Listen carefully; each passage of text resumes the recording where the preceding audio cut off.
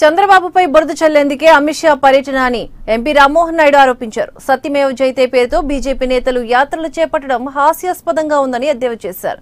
ఏపీకి కేంద్రం ఏం చేసిందో టీడీపీ ప్రభుత్వం శ్వేతపత్రాలు విడుదల చేసిందని స్పష్టం చేశారు. ఏపీకి ఇచ్చిన నిధులపై కేంద్రం శ్వేతపత్రం విడుదల చేయాలని డిమాండ్ చేస్తున్న ఎంపీ రామ్మోహన్ నాయుడుతో మా ఢిల్లీ ప్రతినిధి మదార్ ఫేస్ టు ఫేస్. సత్యమేవ జయతే పేరుతో బీజేపీ నేతలు ఉత్తరాంధ్ర పర్యటన చేస్తున్నారు. ఈరోజు బీజేపీ జాతీయ అధ్యక్షుడు అమిత్ షా ఉత్తరాంధ్ర జిల్లాలో పర్యటిస్తున్నారు. ఈ నేపథ్యంలో ఉత్తరాంధ్ర జిల్లాకు సంబంధించిన ఎంపీ మనతో ఉన్నారు. సార్ రామ్మోహన్ చెప్పండి, అమిత్ షా పర్యటిస్తున్నారు ఈరోజు మీ జిల్లాలో, ఎలా చూస్తారంటే? అది సత్యమేవ జయతి కాదు, అసత్యమేవ జయతి అని చెప్పుకోవాలి. అబద్ధాలు ప్రచారం చేయడానికే చేస్తున్నటువంటి యాత్రగా తెలుస్తుంది. ఏ ఒక్క విషయం కూడా కరెక్ట్ కాదు. సుమారు ఏదో 5 లక్షల కోట్ల రూపాయలు ఇస్తామన్నారు, కానీ అందులో స్పష్టంగా తెలియజేయమనండి 5 లక్షల కోట్లు ఎలా వచ్చాయో. ఈరోజు ఇతర రాష్ట్రాలకు ఇవ్వండి ఏమన్నా మనకు కొత్తగా ఇచ్చారా? మన రాష్ట్రం విడిపోయిన తర్వాత రాష్ట్రానికి న్యాయం జరగాలని విభజన చట్టం ఒకటి పెట్టుకున్నాం. అందులో కాకుండా వేరేగా 6 అంశాలు పెట్టుకున్నాం. ఈ 6 అంశాలు కానీ విభజన చట్టంలో కానీ ఏ ఒక్క దీనికి న్యాయం చేయలేదే. రైల్వే జోన్ ఇప్పటి నుంచి మేము ఎదురు చూస్తున్నాం. రైల్వే జోన్ ఇవ్వగలిగారా? అది పీఎం ఆఫీస్లోనే పెండింగ్ ఉంది కదా, దాని గురించి అక్కడ సమాధానం లేదు. వెనుకబడినటువంటి జిల్లాలకి సుమారు 50 కోట్ల రూపాయలు మొన్ననే పెండింగ్ పెట్టారు. ఈ సంవత్సరానికి మరి 100గా మారింది. దాని గురించి అక్కడ బడ్జెట్లో ప్రస్తావన లేదు. ఈరోజు ఆయన స్పీచ్లో కూడా ఎక్కడ మాట్లాడలేదు. ఉత్తరాంధ్రకి సంబంధించి ట్రైబల్ యూనివర్సిటీ విజయనగరంలో ఏర్పాటు చేయమని మేము ఎప్పటి నుంచో కోరుతున్నాం. దాని మీద సరైన స్పష్టత లేదు. మిగతా ఇన్స్టిట్యూషన్స్ కూడా సుమారు 11,000 కోట్ల రూపాయలు ఖర్చు పెట్టి భూములు ఈరోజు మనం వాళ్ళకి అప్పచెప్తే ఎక్కడ దాన్ని కట్టడానికి కూడా సరైనటువంటి నిధులు ఇవ్వరే అని బీజేపీ నేతలు ఆరోపిస్తున్నారు. టీడీపీ నేతలంతా కూడా డబుల్ స్టాండర్డ్ వ్యాఖ్యలు చేస్తున్నారు.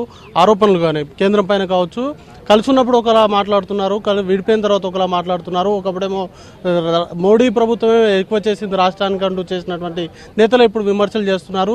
ఒకవేళ కేంద్రం నిధులు ఇచ్చినా కానీ వాటిని టీడీపీ నేతల జేబులోకి వెళ్తున్నాయన్నటువంటి ఆరోపణలు, సీరియస్ అలిగేషన్ చేస్తున్నారు. ఎలా చూస్తారు? డబుల్ స్టాండర్డ్స్ కాదు, మీరు ఏదైతే అన్నారో గతంలో మేము ఒక నమ్మకం పెట్టుకున్నాం. మోదీ గారు న్యాయం చేస్తారని అన్నాం, అన్నీ చేస్తారని అనలేదు.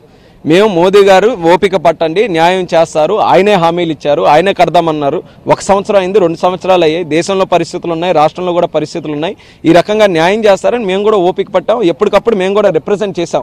కానీ చంద్రబాబు నాయుడు గారిని కావాలని వెనకబెట్టాలన్న ఆలోచన ఎప్పుడైతే మోదీ గారికి ఉందని తెలిసిందో అప్పటి నుంచి మనం ఇంకా తీవ్రంగా చేశాం. ఎప్పుడైతే ప్రత్యేక హోదా కానీ రైల్వే జోన్ కానీ ఈ అంశాల మీద ఎక్కడ న్యాయం జరుగుతుందన్నటువంటి మాట రావట్లేదో అప్పటి నుంచి కూడా మనం చేశాం. అదే రకంగా డబుల్ స్టాండర్డ్స్ పాటిస్తున్నటువంటిది వాళ్ళు. రాష్ట్రానికి ఏదో న్యాయం చేశామన్నటువంటి ఆలోచన మాత్రం ఈ 4.5 సంవత్సరాలు ఎక్కడా కనబడలేదు. ఈవీఎంల మీద పోరాటం అంటూ ఇప్పుడు కొత్తగా దేశంలోనే మిగతా విపక్ష పార్టీలతో పోరాటం చేయబోతున్నారు. కానీ ఇవే ఈవీఎంలతో 2014లో టీడీపీ గెలిచింది కదా అనేటువంటి ఆరోపణలు కూడా చేస్తున్నారు బీజేపీ నేతలు కావచ్చు, ఇటు వైసీపీ నేతలు కావచ్చు. ఏం చెప్తారు వాళ్ళకి? ఈ ఈవీఎంల తాలూకు ఆలోచన ఏదైతే ఉందో అన్ని ప్రధానమైనటువంటి పార్టీలు దీని మీద సంఘటితంగా పోరాడుతున్నాయి. ఈవీఎంలు ఈరోజు ఎవరికి కూడా నమ్మకం ఉండట్లేదు. ఈవీఎంల తాలూకా పరిస్థితి కూడా ప్రతి ఎలక్షన్ తర్వాత అదే రకమైనటువంటి ఆరోపణలు వస్తున్నాయి. ట్యాంపరింగ్ జరుగుతుందని, హ్యాకింగ్ జరుగుతుందని, ఇటువంటి విషయాల మీద ఈసీ స్పందించాలి. సామాన్య మానవుడిలో మళ్ళీ కాన్ఫిడెన్స్, ఎందుకనంటే ప్రజాస్వామ్యంలో ఓటు వేసేటటువంటి పద్ధతిలో కూడా ఒక నమ్మకం ఎస్టాబ్లిష్ చేయాలనంటే ఈవీఎంస్ కాకుండా మళ్ళీ ఆలోచించండి ఒకసారి మేము రిక్వెస్ట్ చేస్తున్నాం. అమిత్ షా గారికి మరి అలాగే నరేంద్ర మోదీ గారికి ఏ ఒక్క నాయకుడు కూడా ఎదగకూడదు.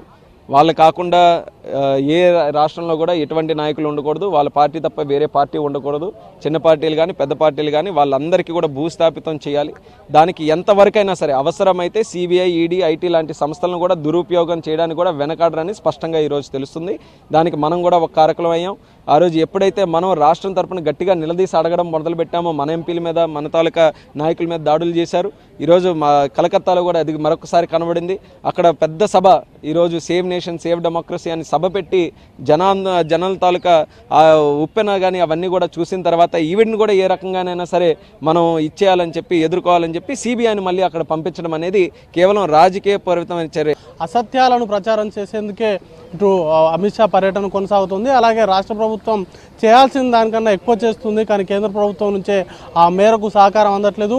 ఒకవేళ రాష్ట్ర ప్రభుత్వం కనుక ఆ మేరకు పనిచేయకపోతే కేంద్రం నుంచి ఇన్ని అవార్డులు ఎలా వస్తాయి? అలాగే సిబిఐ వ్యవహార శైలి పైన కూడా కేవలం రాజకీయ కక్ష సాధింపులు ధోరణిలో భాగంగానే ఆయా రాష్ట్రాలపైన దాడులు అనేది కూడా చేస్తున్నాయంటూ కూడా రామ్మోహన్ ఆరోపిస్తున్నటువంటి పరిస్థితి. కెమెరా పర్సన్ అరుణ్తో మదార్, AP24x7 న్యూస్.